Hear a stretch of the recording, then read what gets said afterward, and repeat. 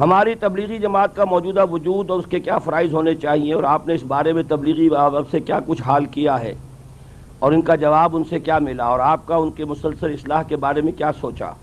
یہی کہ اسٹیج پر ان کے خلاف بول کر چپ ہو گئے، وہ اپنی ڈگر پر اور آپ اپنی ڈگر پر۔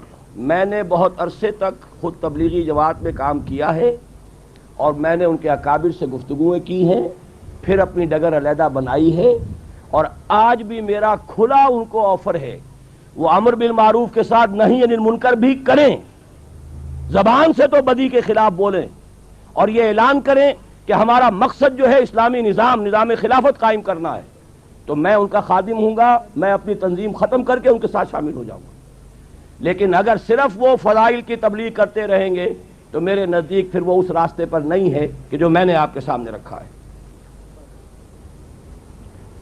محمد سلیم اللہ خان صاحب، جو حضرات موجود نہیں ہوں گے ان کے جوابات ہم نے دیں گے، موجود ہیں۔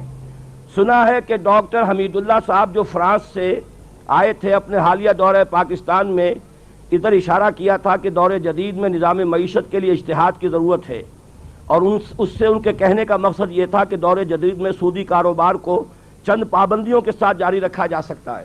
دیکھیے، اس قسم کی باتیں نہیں کرنی چاہیے، کوئی اوتھینٹک بات ہونی چاہیے۔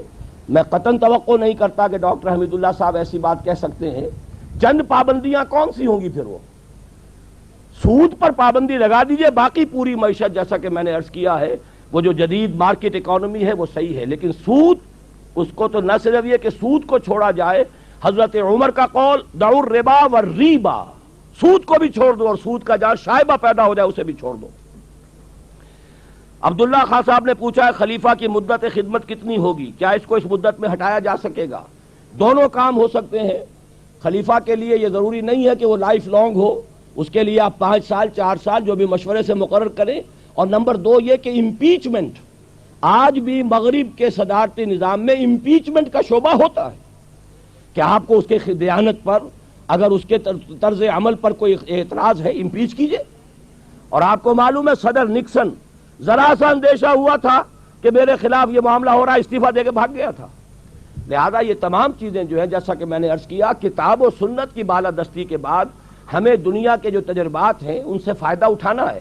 آج میں لاؤڈ سپیکر استعمال کر رہا ہوں، یہ میں نے نہ ایجاد کیا نہ کسی مسلمان نے ایجاد کیا، یہ تو ان کا ایجاد کرتا ہے، ہم استعمال کر رہے ہیں۔ بجلی ایڈیسن نے ایجاد کی تھی، ہم استعمال کر رہے ہیں۔ اسی طریقے سے یہ دنیا کے جو سماجی نظام ہے، معاشی نظام ہے، ان میں جو ان کی پیش رفت ہے، اس میں جو شے حرام ہے وہ کاٹ دیں گے، جو شے حرام نہیں ہے اس کو ہم اختیار کریں۔ یہی وجہ ہے کہ مسلمانوں کے اندر بغاوت کے جراثیم موجود تھے۔ ابھی انگریز شروع ہی ہوا تھا، بنگال کی طرف سے آ رہا تھا، اس کی آمد جو ہے آگے بڑھ رہی تھی کہ عظیم تحریک شروع ہوئی، شہیدین کی تحریک، سید احمد بریلوی رحمۃ اللہ علیہ اور شاہ اسماعیل شہید رحمۃ اللہ علیہ۔ ان کا نقشہ یہ تھا کہ پہلے شمالی ہند کو سکھا شاہی سے نجات دلا لے، پھر وہاں سے، اور چونکہ ہنٹر لینڈ جو ہوگا وہ مسلمان و عالم اسلام کے ساتھ پھر مسلسل ہوگا، متصل ہوگا۔